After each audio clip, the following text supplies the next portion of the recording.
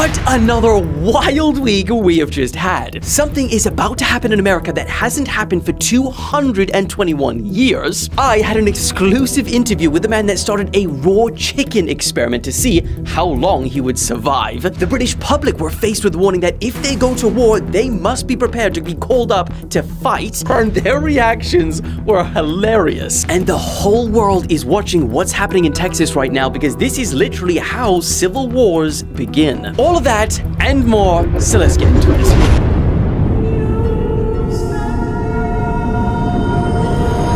Okay, let's kick this week off with a warning, because this week one of the largest data leaks ever was discovered, and it affects millions upon billions of people. So of course we'll run through how to check if you were a part of this, because I bloody was. So researchers found that a massive 26 billion personal records had been exposed in what they called the mother of all breaches. This is the list of companies that were affected, which include the likes of Twitter, LinkedIn, Dropbox, MyFitnessPal, Adobe, Canva, Adult Friend Finder, and the list bloody goes on. And fun fact, I checked after I saw this, and my data got leaked by 4 different ones of these companies. The researchers claim that this breach is extremely dangerous and could prompt a tsunami of cybercrime. Well, that's freaking reassuring to know, including identity theft. I mean, hey, go on TikTok, you've already got identity theft in the 1st degree.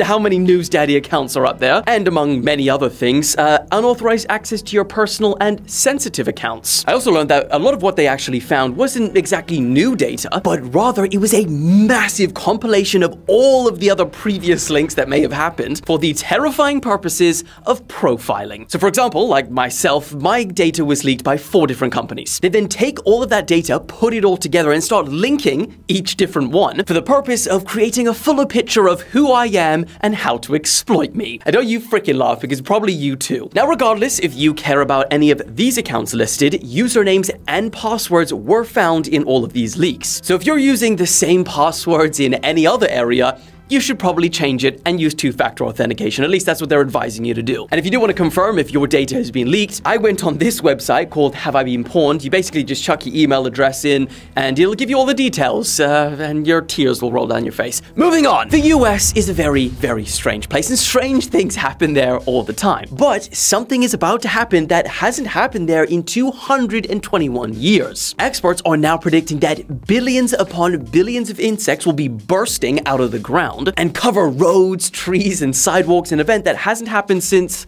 1803.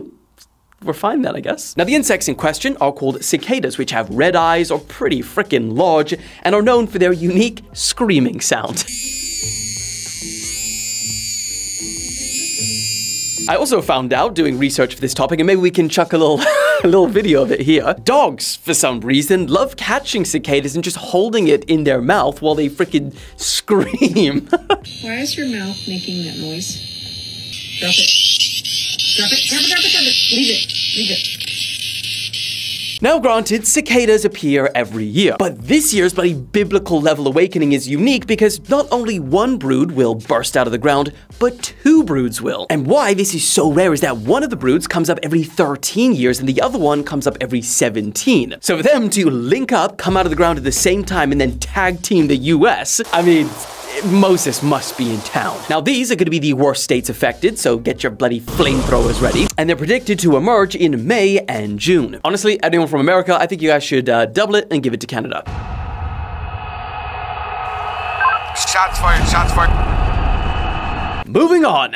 So also this week, I set up an interview with a man that not only blows my mind, but doctors cannot explain how this man is still alive. Now, the first time I came across John was a couple of years back when he started what he liked to call a raw meat experiment for science. He said that he wanted to eat raw meat every day to see how long he could survive. Now, I discovered him and his science experiment pretty early on, and I thought this guy is only gonna last a couple of weeks because he was eating everything, including raw bacon, raw chicken, cow brain, testicles, kidneys, and a whole lot more. But time kept on passing, and I started to think, okay, maybe this man has some sort of superpowers, because now he's a staggering 800 days eating raw meat every single day. And not only is he alive, but he's never been sick once. Just think about that shit. Now, I have had food poisoning from eating meat that wasn't cooked properly, so I know for a fact that we're not living in some matrix. Food poisoning definitely does exist. Until this day,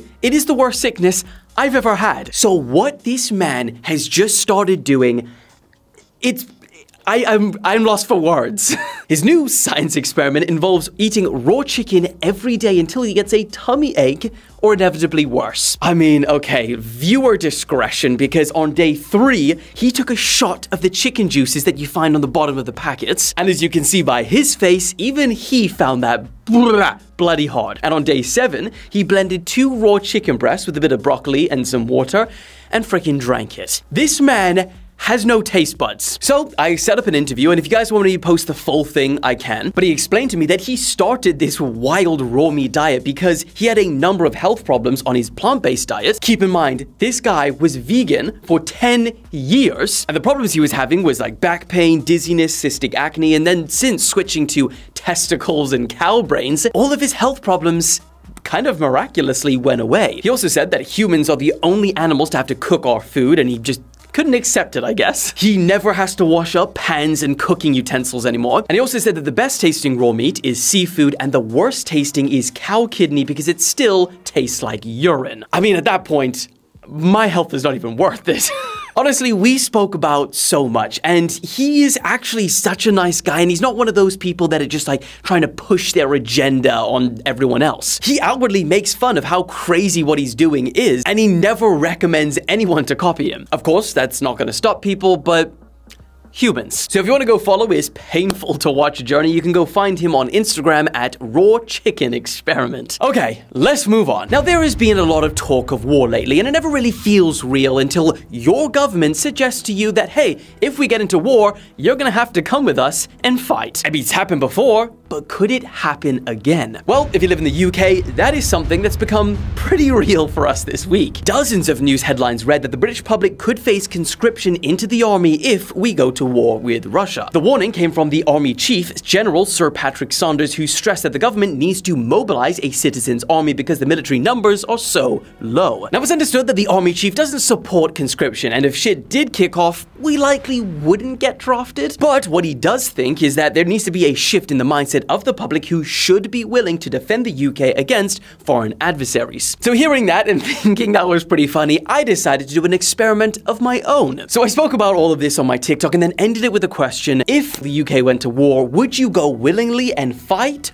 or not? So far, we have got 26,000 comments, so here are some of the most liked ones. I was not born to die for Rishi Sunak, bro. Got 48,000 likes. Rishi Sunak and his kids on the front line, please. Got 61,000. I just want to play GTA 6. Got 33,000. On Demandem, we don't want to go to war. Got 14. Fight for a country that's done nothing but make us broke for years. Got 10K. I mean, you get the point. Honestly, I don't think I could find one that had a few thousand likes that was about wanting to go and fight for the country. Now, I think that you could look at this in 2 different ways. The first is that young people clearly feel like this war is being instigated by the people in power because they want a war, rather than us needing to fight because the Russians are trying to take the UK and end our families. Or there's viewpoint 2, which was summed up by this political commentator. However, what I will say is that either way, I have very little faith in this generation of young men to defend this country if they had to. The young men in this country are complete and utter softies.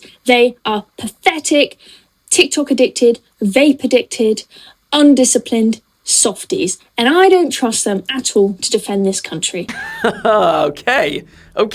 Now, I may be biased, but I agree with the first point. But I mean, all of this begs the question, how the hell would a conscription even work in 2024? Because firstly, thanks to the internet, we have access to so much more information nowadays, and war propaganda to make you think that all Russians and Chinese are evil probably wouldn't work to rally the population to go and fight anymore. And secondly, who would be conscripted. Because in World War II, it was mandatory for all men aged 18 to 41 to go and register for service. But we live in a world now where traditional gender roles are changing. So would we see a more equal call-up between men and women? 50-50 perhaps? But let's say we scrap that and the war is terribly horrendous and so many people are dying that we actually do need women to stay at home so they can have babies and keep the population going. How the hell would they even afford to have children? Because right now, I think we all know that the cost of living crisis has got people pretty infertile right now. So we're living in a very different world in all aspects. So I don't know how that shit would work. But let me ask you guys the same question. Maybe it's different from TikTok. If the UK went to war, would you go willingly and fight for the country or not? Moving on. Okay, that's a bit intense. Okay, moving on. Okay, let's go back to America. The situation in Texas is reaching a boiling point right now because Joe Biden gave Texas until Friday to allow the federal forces to access the areas which they are being blocked from accessing. Friday, okay? It's now Monday. They are 3 days overdue and they are not backing down. And I mean, I don't think people realize how incredibly significant this whole situation is. Because if Texas doesn't back down and give control of the border back to the government, what the hell is the government actually going to do? Because they've already taken this to the Supreme Court. And the Supreme Court ruled in favor of the government. And Texas doesn't even care. I mean, I'm not saying that it's gonna happen because it's probably very unlikely, but this is literally how civil wars begin. Now, if you didn't know, this whole situation started kicking off when the governor of Texas released a statement in which he said that as of the 24th of January, he had officially declared an invasion of the border by illegal immigrants and has now invoked an act that mobilizes the Texas National Guard, which remember is their own state's military forces, in order to protect and defend itself, which, put simply, is a massive stance against not only the US federal government, but mainly Joe Biden. And let's not even forget, Texas was once their own independent state, and there were still a lot of people calling for them to become their own country again. Imagine 2024, America sees a new country before GTA 6. Now, as we all probably know, the southern border has been an escalating point of contention over the last 3 years. But this whole situation blew up last week when Texas authorities placed razor wire over a part of the border that has seen high numbers of illegal crossings. And then when the federal border force troops arrived, the Texas National Guard then blocked them from entering the area and accused them of trying to destroy their fortifications. Turns out that's kind of exactly what they were trying to do, because the Biden administration then took this matter to the Supreme Court, which ruled in their favor that the US Border Patrol agents were allowed to enter and clear out the wire. And that's what you'd think, okay, Supreme Court, they ruled against it. This should probably be the end of it, but absolutely not. The statement that I showed you earlier was then issued by Texas, saying that Biden had failed to uphold his constitutional duties, which require the US government to protect states. And that because of Biden's lawless border policies, a massive 6 million illegal immigrants have crossed the southern border in just the last 3 years is the craziest. That is more than the population of 33 different states in America. The Texas National Guard were then seen laying out even more razor wire against the government and Supreme Court's orders. And I mean, as I record this video, there is still an unprecedented standoff between a state and a government's forces. And then, to make this situation just a whole lot crazier, the governors of 25 Republican states released a joint statement supporting Texas's decision to ignore the federal government and take matters into their own hands and protect their borders. Donald Trump then chimed in on the situation, urging other states that support Texas to deploy their guards to the state and start removing those individuals who entered illegally. Now, as of yet, there hasn't been any physical response by the Biden administration, which is somewhat expected, because ultimately, how the president does react to this situation needs to be carefully thought out, because things could go very wrong very quick. However, what we are seeing is several Democrats coming out and urging the president to take a tougher stance on Texas and seize control of their National Guard. But I mean, the question that we're all waiting to see answered is, will the government actually allow a state to ignore their rulings? Because that would set a massive precedent for other states that potentially would do the same. Or will the government force them to stand down? And if they did, what would that look like? Either way, no matter what, I'll keep you guys updated on how this whole insane situation unfolds. But before we wrap this thing up, I want to ask you guys one question. So I'm going to be putting 2 different options in the comments, just like which one matches you. This is just to help me figure out what kind of content I need to be making on here going forward. Anyway, my girlfriend hated my last outro where I put my hand up in the air, so I'm going to do it again because I liked it. Yeah. How about watch this? Yeah. Boom! How'd you like them apples?